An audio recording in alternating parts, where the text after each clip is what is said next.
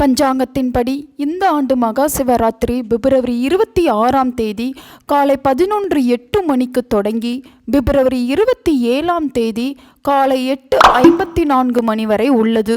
இந்த முறை பிப்ரவரி 26 புதன்கிழமை அன்று மகா சிவராத்திரி வருகிறது. மகா சிவராத்திரி விரதமும் வழிபாடும் அன்றே நடைபெறும். இந்த வருடம் மகா சிவராத்திரி அன்று நிசித்த பூசை முகூர்த்தம் நள்ளிரவு 12:09 முதல் நள்ளிரவு 12:59 வரை உள்ளது.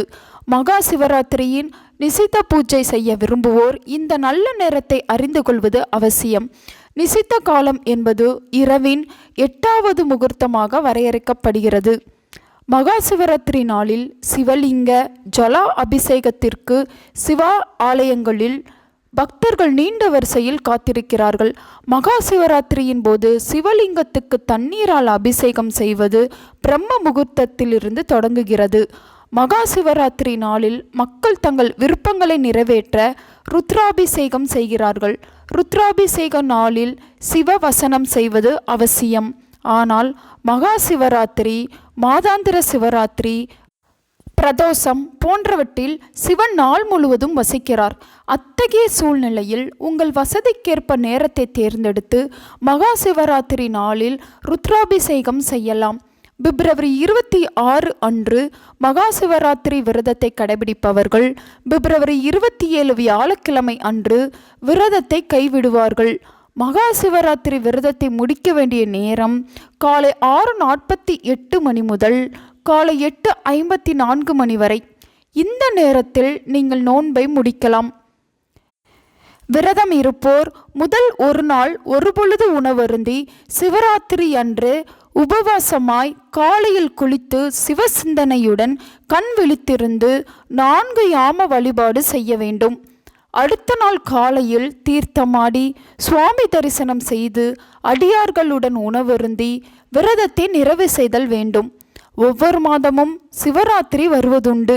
இந்த நாளில் சிவபெருமானை வணங்குவதன் மூலம் வாழ்வின் அனைத்து வளங்களையும் பெற முடியும். சிவராத்திரியை பற்றி அற்புதமான தகவல்கள் அதிகம் உள்ளன. சிவ சிவ என்று சொன்னால் போதும், துன்பங்கள் எல்லாம் திசை தெரியாமல் போகும். சிவம் என்ற சொல்லுக்கு மங்களம் தருபவர் என்று பொருள். சிவபெருமான் லிங்கமாக உருவெடுத்த தினமே சிவராத்திரியாகும். நமசிவாயா என்னும் மந்திரத்தை மனதில் நினைக்க எந்த தீமைகளும் நெருங்காது. மகா சிவராத்திரியின் மகிமையை சிவபெருமான் நந்திக்கு சொன்னார். நந்தி மற்றவர்களுக்கு சொன்னதாக புராணங்கள் கூறுகின்றன. மகா சிவராத்திரியானது தேய்பிறை சதுர்த்தி இரவு கொண்டாடப்படுகிறது.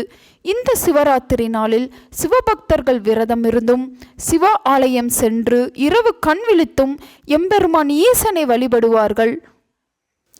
இவ்வாறு வழிபடுவதன் காரணமாக எம்பெருமான் ஈசனின் பரிபூரண அருளும், ஈசனே நமது எல்லா விதமான கவலைகளையும் களைத்தெறிவார் என்றும் நம்பப்படுகிறது.